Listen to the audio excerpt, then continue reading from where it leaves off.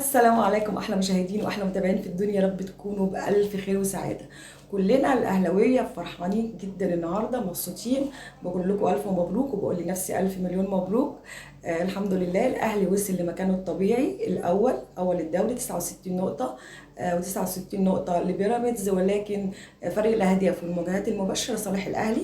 الف مبروك لكل الاهلاويه. كنت حاطه ايدي على قلبي النهارده وكنت قلقانه من مباراه الاهلي والمصري، تبقى مباراه صعبه بيبقى فيها نديه، وكابتن علي ماهر بيعرف يلاعب الاهلي كويس جدا، والحمد لله يعني على الفوز.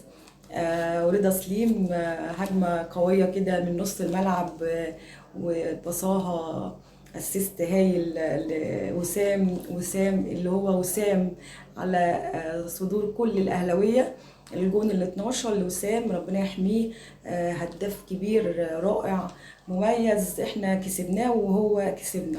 الف مبروك لكل الاهلاويه. الحكم الفرنسي كان حكم هايل، 10/10 بصراحه، يا ريت حكامنا يتعلموا منه. والحمد لله على الفوز، والف مبروك ليكم والف مبروك ليا. والاهلي في مكانه الطبيعي اللي لما بيوصل له ما بيتنازلش عنه، وان شاء الله الدوري في الجزيره. ولكن عندي شويه اسئله كده هسالها لكم واتمنى ان انتوا تردوا عليا. مين معايا ان امام عاشور محتاج راحه بدنيه وذهنيه؟ مين معايا ان امام بيلعب شويه بشكل فردي، ما بيلعبش مع زمايله، وده بسبب قله تركيزه الفتره اللي فاتت، بقاله كام ماتش كده؟ مين معايا ان رامي ربيعه عامل موسم هايل هايل جدا، وانه كل ما بيكبر يحلو؟ ومين معايا ان رضا سليم لاعب مميز وبيجي مع الماتشات، وانه احسن كتير من طاهر في مكانه، وانه لازم يستمر مع الاهلي وما يمشيش؟ مين معايا كمان ان محمود الشناوي حارس نادي الزمالك الشاب الواعد، حارس مميز وليه مستقبل هايل، وكل ما هو شناوي جميل؟ مين معايا كمان ان كريم نيدفيد كان بيلعب من غير نفس، وكان كده تحس ان هو روح الفانلة الحمراء مش موجودة في لعبه، بيلعب كأنه بيقضي واجب. معرفش ليه، يعني يمكن عشان ما بيلعبش كتير، ولكن المفروض انت حتى لو ما تلعبش كتير تنزل تثبت نفسك، وتحاول ان انت تثبت لمدربك ان انت قد المسؤولية وجاهز في اي وقت ان انت تنزل. مين معايا ان لما قفشه بينزل الكورة بتحلو في الملعب؟ طبعا اكيد كلكم معايا.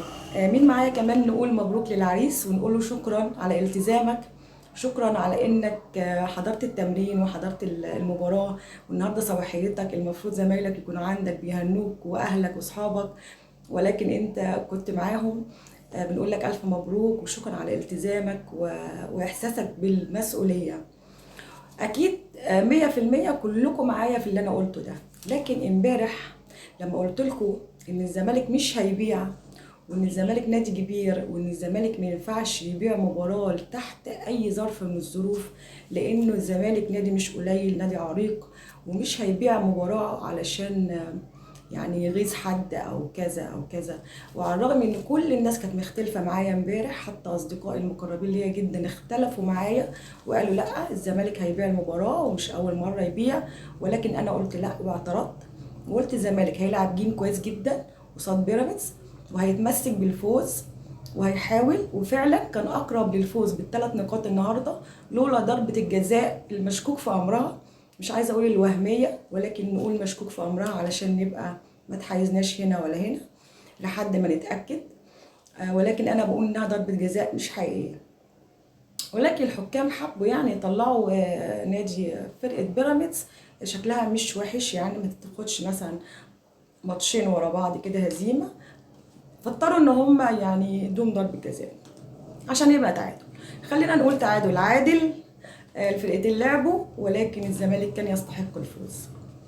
كلكم خالفتوني امبارح، لكن اتفقتوا معايا النهارده لما الزمالك رفع شعار نشجع نبيع لا.